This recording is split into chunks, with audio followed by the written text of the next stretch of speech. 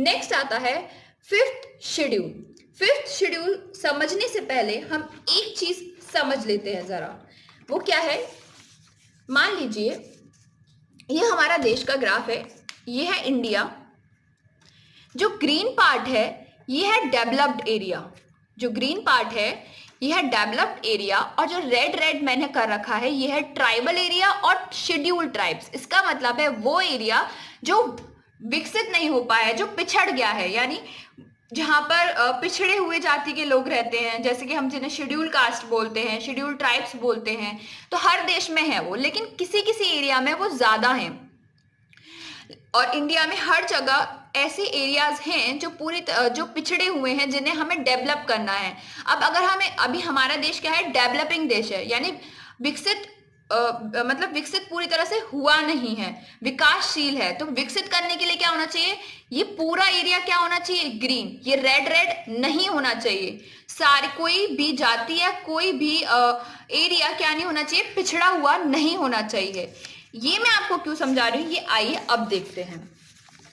Fifth schedule, fifth schedule में provision है, प्रावधान है, administration and control of schedule areas and schedule tribes. किसका एडमिनिस्ट्रेशन यानी मैनेजमेंट, एंड कंट्रोल यानी नियंत्रण। किसका मैनेजमेंट एंड कंट्रोल का बताया है फिफ्थ शेड्यूल में, शेड्यूल एरियाज, जो एरियाज पिछड़े हुए हैं, शेड्यूल ट्राइब्स और जो पिछड़ी हुई जाति हैं या लोग हैं, उनके एडमिनिस्ट्रेशन यानी उनके मैनेजमेंट, उनके नियंत्रण, उनके डेवलपमेंट के लिए जो भी रूल्स एंड लॉज बनेंगे वो सब किसमें दे रखे हैं, स्पेशली फिफ्थ शेड्यूल के अंदर। इससे सिमिलर एक और शेड्यूल है सिक्स्थ शेड्यूल, जिसमें प्रोविजन है एडमिनिस्ट्रेशन एंड कंट्रोल, मैनेजमेंट करना और नियंत्रण करना ट्राइबल एरियाज और शेड्यूल एरियाज या शेड्यूल ट्राइब्स का।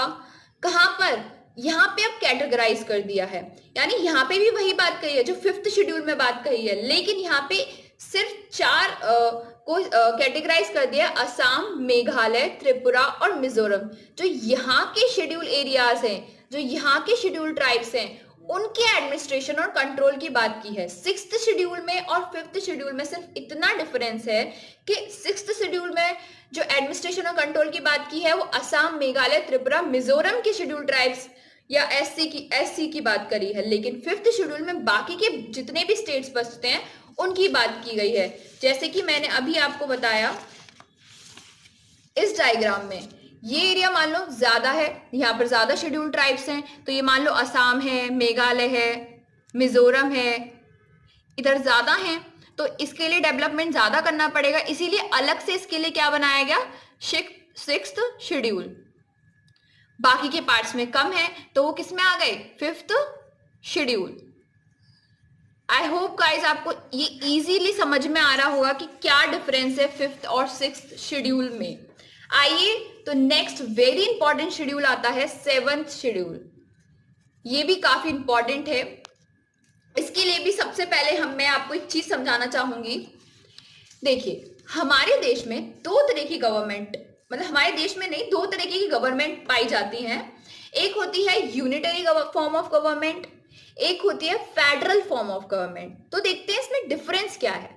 यूनिटरी फॉर्म ऑफ गवर्नमेंट में क्या होता है, ज्यादातर जो पावर्स होती हैं या फिर कह सकते हैं ओनली सोर्स ऑफ पावर जो होती है वो सेंट्रल गवर्नमेंट के में निहित होती हैं। जितनी भी पावर्स होती हैं सब सेंट्रल गवर्नमेंट के अंदर आती हैं। लेकिन फेडरल गवर्नमेंट में क्या होता है, पावर्स को डिवाइड कर दिया जाता है, किसमें, सेंट्रल गवर्नमेंट में और स्टेट गवर्नमेंट में। जैसे हमारे देश में है, हमारे यहाँ सेंट्रल गवर्नमेंट में पार्लियामेंट, पीएम वगैरह है, और स्टेट गवर्नमेंट में क्या है, सीएम्स वगैरह हैं। तो हमारे यहाँ क्या है, फेडरल फॉर्म ऑफ गवर्नमेंट है। लेकिन हमारे यहाँ भी इमरजेंसी के केसेस में हम यूनिटरी फॉर्म ऑफ गवर्नमेंट को यूज करते हैं, बट नॉर्मली कंडीशंस में हमारे यहाँ फेडरल फॉर्म ऑफ गवर्नमेंट रहती है, जिसमें पावर्स का क्या होता है, division. For example US and India में फेडरल फॉर्म ऑफ गवर्नमेंट है। Only in the cases of emergency we can use unity form of government. और जापान, चाइना, फ्रांस, यहाँ पर कैसा है, यहाँ पर है यूनिटरी फॉर्म ऑफ गवर्नमेंट। ये मैं आपको इसलिए समझा रही हूँ क्योंकि हमारा 7th शेड्यूल कहता है division of powers between union and states. 7th schedule में बताया गया है क्या, पावर्स का डिवीजन यूनियन और स्टेट्स के अंदर। यूनियन यानी कि सेंट्रल गवर्नमेंट और स्टेट गवर्नमेंट के बीच में पावर्स का डिवीजन बताया गया है। सेंट्रल गवर्नमेंट की जो लॉ मेकिंग बॉडी होती है, जो लॉ बनाती है, वो है पार्लियामेंट। स्टेट गवर्नमेंट की स्टेट लेजिस्लेचर, उसके अंदर आ गई state legislative assembly and legislative council. तो जो स्टेट गवर्नमेंट की लॉ मेकिंग बॉडी है वो है स्टेट लेजिस्लेचर। तो इसके अंदर एक चीज इंपॉर्टेंट आती है कि इसको डिवाइड किया गया है 3 लिस्ट में, list 1, list 2, list 3।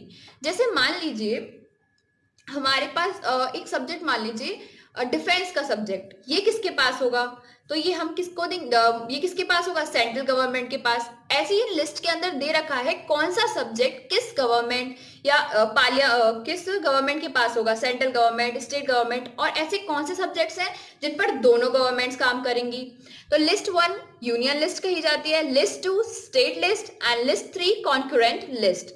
Union list जो है इसमें 100 सब्जेक्ट हैं, लेकिन पहले जो इसमें सब्जेक्ट्स थे ओरिजिनली वो कितने थे, 97, बट नाउ 100 सब्जेक्ट्स।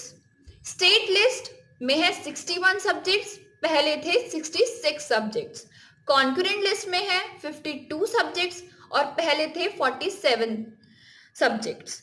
तो यूनियन लिस्ट में जो सब्जेक्ट्स हैं उनको जो भी चेंजेस होते हैं या लॉज बनती हैं वो बनाई जाती हैं पार्लियामेंट के द्वारा।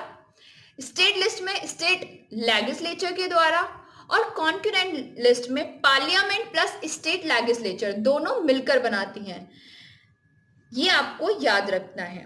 आज के लिए इतना ही था, कल हम बाकी के शेड्यूल्स को करेंगे। आई होप गाइज आपको अच्छे से समझ में आया होगा। आप कमेंट बॉक्स में हमें अपना फीडबैक दे सकते हैं। Thank you.